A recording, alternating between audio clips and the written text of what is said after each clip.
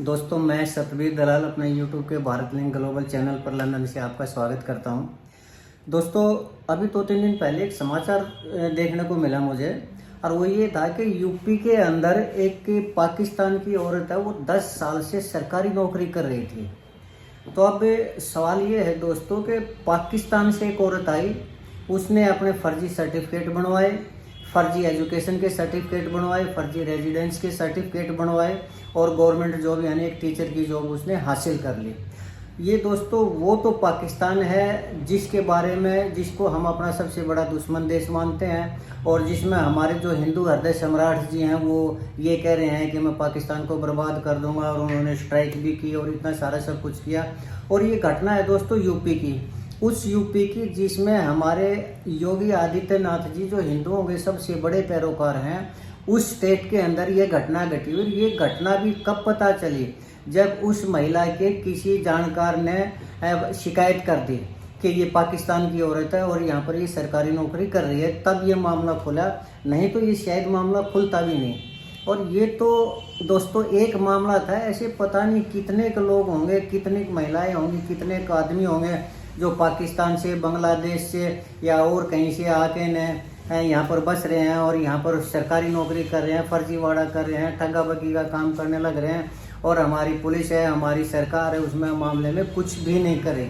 दरअसल दोस्तों, ये जो लोगों को जो कहा जाता है कि भाई हम ये कर देंगे, वे कर देंगे, हम हिंदुओं के इतने बड़े पैरोकार हैं, ये सिर्फ लोगों को मूर्ख बनाने की बातें होती है और कुछ नहीं होता। नहीं तो एक बात बताइए, हमारे हिंदू हृदय सम्राट जी ने एक मामला जिसको कि वक्फ बोर्ड का मामला था, आज तक वक्फ बोर्ड का ये लोगों को ये कह के कि मैं वक्फ बोर्ड को ख़त्म कर दूंगा, मैं ये कर दूंगा, मैं वो कर दूंगा, और ऐसा मामले को लटकाया संसद में ला के, न उसको कि आज तक भी वक्फ बोर्ड के ऊपर कोई भी फैसला नहीं हुआ है। कहने को तो उसने जॉइंट पार्लियामेंट कमेटी जेपीसी की एक कमेटी भी बना दी ताकि वह उसके ऊपर बहस करे, लेकिन ये सब मामला वो लटकाने का मामला होता है। क्योंकि वो हिंदुओं का उसमें विरोध उसको सामना करना पड़ा।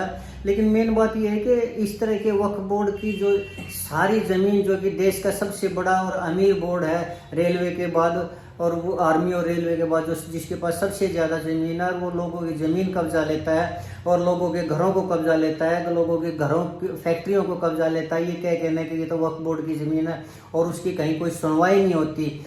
उस वक्फ बोर्ड के लिए भी प्रधानमंत्री ने हिंदुओं मुसलमानों के वोट लेने के लिए उस मामले को संसद में लटका दिया। और अगर नरेंद्र मोदी ने इस मामले को सॉल्व करना था तो वह आज से 2014 में बीजेपी की सरकार आई थी, लगभग 10-11 साल से क्या कर रहे थे वो, आज तक क्यों नहीं वक्फ बोर्ड को ख़त्म किया नरेंद्र मोदी ने, और क्यों नहीं वक्फ बोर्ड के ऊपर उसने कार्रवाई की, क्यों नहीं ये जो हिंदुओं की ज़मीन थी उस ज़मीन को कब्जाया उन्होंने, उस ज़मीन को छुड़वाया उन्होंने। ऐसा कोई भी कार्य नहीं किया।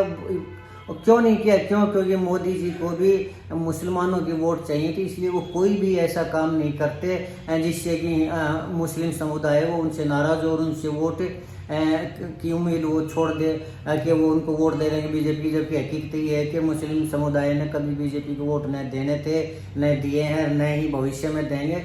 तो फिर मुझे लगता है कि ये हिंदू हृदय सम्राट की छवि क्यों, हिंदुओं को मूर्ख बनाने की बातें क्यों की जा रही हैं?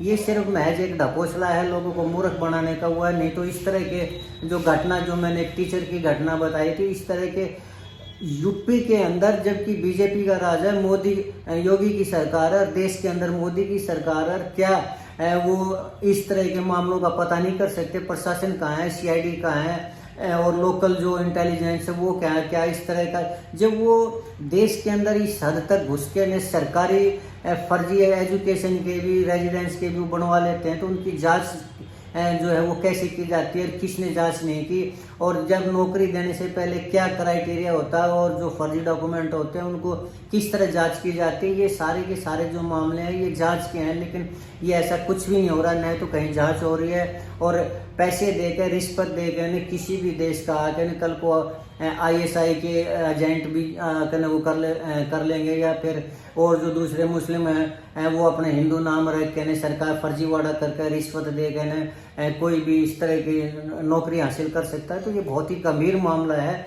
ऐसे मामलों की जांच करनी चाहिए। और हालांकि ये मामला जब आया है तो अधिकारी सिर्फ ये कह रहे हैं कि उसने अपना जो रेजिडेंशियल प्रूफ है, रिहायशी प्रमाण पत्र है, वो फर्जी बनवाया।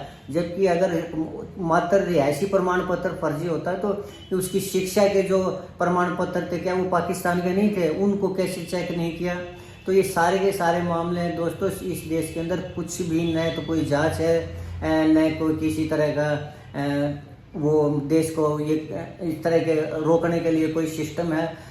कोई भी करो, कुछ भी करो, इस देश के अंदर ऐसे हालात हो चुके हैं कि किसी भी देश का कहने कहीं पर भी कुछ भी कर ले। मैंने बार बार कहा है कि रोहिंग्या मुसलमान हैं, वो देश के कोने कोने के अंदर भी फैले हुए। मैंने कई बार रिपोर्ट दी है कि कहाँ कहाँ पर रोहिंग्या मुसलमान हैं, और मीडिया में भी आया हुआ है, नेशनल लेवल के जो न्यूज़पेपर उनमें भी कई बार आया हुआ है कि वहाँ उस जगह के ऊपर रोहिंग्या मुसलमान हैं और दूसरे जो मुस्लिम हैं दूसरे देशों के हैं वो अवैध घुसपैठी हैं। लेकिन आज तक किसी ने कोई भी कार्रवाई नहीं की, और इस तरह घुसपैठ लगातार बढ़ती जा रही है। और यही लोग क्राइम के अंदर क्राइम करने लग रहे हैं, लूटपाट करने लग रहे हैं, डकैती करने लग रहे हैं, मर्डर करने लग रहे हैं। लेकिन न तो पुलिस इनके ऊपर कोई कार्रवाई करते, न इनको बाहर निकालने के लिए कुछ किया जा रहा है। और इस तरह के सरकारी नौकरी हासिल करना ये बहुत ही गंभीर मामला है।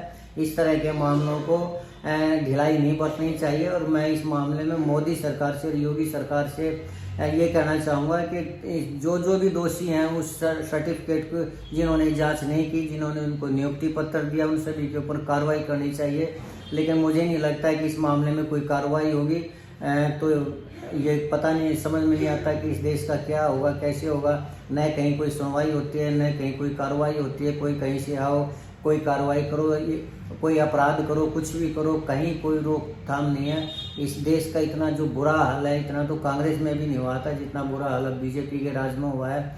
और अब दिल्ली के अंदर जो इलेक्शन होने जा रहे हैं उसमें वक्फ बोर्ड का मैंने आपको बताया था, तो अरविंद केजरीवाल की वो वीडियो देख के तो शौक लगता है, जिसमें ये कहा कि मैं तो ये चाहता हूँ कि वक्फ बोर्ड है वो दुनिया का सबसे अमीर बोर्ड बने, और उसके पास पूरे देश की प्रॉपर्टी है वो वक्फ बोर्ड के पास होनी चाहिए। अगर ऐसी सोच के नेता हमारे ऊपर राज करेंगे, हमारे नीति निर्धारक होंगे, तो दोस्तों अंदाज़ा लगाना मुश्किल नहीं है कि इस देश का क्या होगा। इसलिए हमें ऐसे नेताओं को रोकना चाहिए, चाहे वो बीजेपी से हो, कांग्रेस से हो, आम आदमी पार्टी से, या किसी से, उनको सत्ता से बाहर करना चाहिए। और सरकार के ऊपर दबाव डालना चाहिए कि इस तरह के मामलों के अंदर सरकार मजबूर हो। और अगर नहीं मजबूर होती है और नहीं इस तरह के कदम उठाती है तो जनता को निर्णय लेना चाहिए कि उनको कैसे रोका जाए, किस तरह मजबूर किया जाए। दोस्तों मैं इतना ही कहना चाहूँगा, ये बहुत ही गंभीर विषय है, जनता को सोचना चाहिए और सरकार के ऊपर दबाव डालना चाहिए। बस आज के लिए मैं इतना ही कहना चाहूँगा। अगर आपको मेरा ये वीडियो अच्छा लगा तो मैं आपको प्रार्थना करना चाहूँगा कि आप मेरे इस वीडियो को लाइक करें, शेयर करें, और दोस्तों मेरे चैनल को सब्सक्राइब जरूर करें। आपने मेरा वीडियो देखा इसके लिए बहुत बहुत धन्यवाद। नमस्कार, जय हिंद, जय भारत।